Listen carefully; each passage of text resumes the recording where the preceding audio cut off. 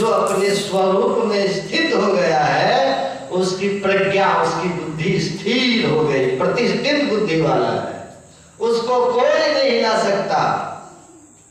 तलवार रख करके सामने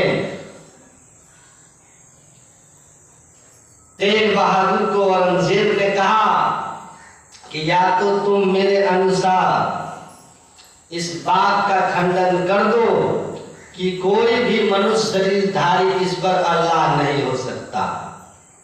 तेग बहादुर ने कहा कि सवाल ही नहीं, संत सदगुरु की बताई हुई सदयुक्ति से कोई भी साधन करेगा तो माया के आवरण से मुक्त होकर के परमात्मा को अनुभव करेगा, और जो परमात्मा को अनुभव करेगा सो जाने ही जे देहु जनाई जानत तुम्हें तुम्हें हो जाई।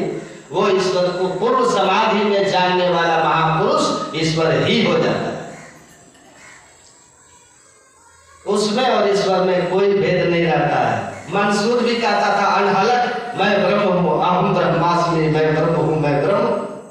उसकी भी औरंगजेब ने हाथ पैर सब काट डाला, लेकिन वो उसने कहा कि तुम कहना बंद कर दो कि मैं ब्रह्म हूँ, कहा कि मैं ईश्वर हूँ, मैं खुदा हूँ। कहा रे जो खुदा को जान लेता स्वयं खुदा हो जाता, ब्रह्मज्ञानी आप परमेश्वर। गुरु नानक कहते हैं ब्रह्मज्ञानी आप परमेश्वर, एक आदमी कहते थे ब्रह्मज्ञानी आप परमेश्वर।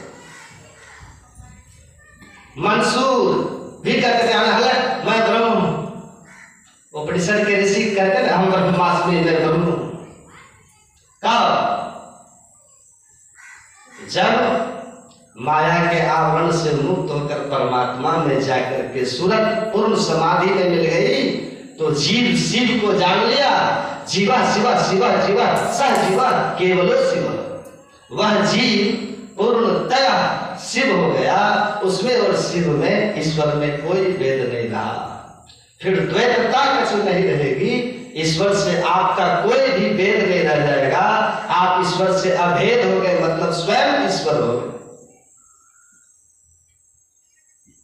हाथ पैर सब मंसूर का काट दिया, कहा मत कहो कि मैं खुदा हूं, कहा हो ही नहीं सकता, मैं हूं। उसको जानना मैं वही हो गया तो कैसे कह दूं मैं नहीं हूं।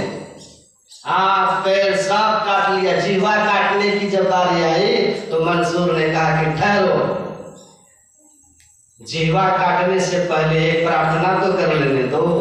कहा हे परवरदिगार, इस अज्ञानियों को क्षमा कर देना, ये सत्य को नहीं जानते इसलिए ऐसा करते। जीवा काट लिया, गर्दन काट दी। लिखा है कि जब दिल्ली के जामा मस्जिद के ऊपरी भाग से उसके गर्दन को काट करके लात मारा उसके सिर पर, तो उसका सिर लुढ़कता हुआ सीढ़ियों से नीचे गिर रहा था, और उस कटे हुए सिर से भी आवाज आ रही थी अनहलक अनहलक अनहलक, मैं ब्रह्म हूं, मैं ब्रह्म हूं, मैं ब्रह्म हूं। प्रज्ञा प्रतिष्ठिता। देखिए थीर बुद्धि, चाकी मती है तीर, हिला नहीं। एक बहादुर को कहा ब्रह्मज्ञानी आप परमेश्वर, खंडन करो नहीं तो गर्दन कटाओ। तलवार लेकर कहा कि ठीक है गर्दन ले लो, लेकिन धर्म से सत्य से समझौता नहीं होगा। इस्लाम कबूल करने के लिए कहा किस लिए? धर्म का जीवन में क्या महत्व है? हमारे जीवन में धर्म की जरूरत क्या है? पहले ये समझिए कि धर्म क्यों अपनाते हैं।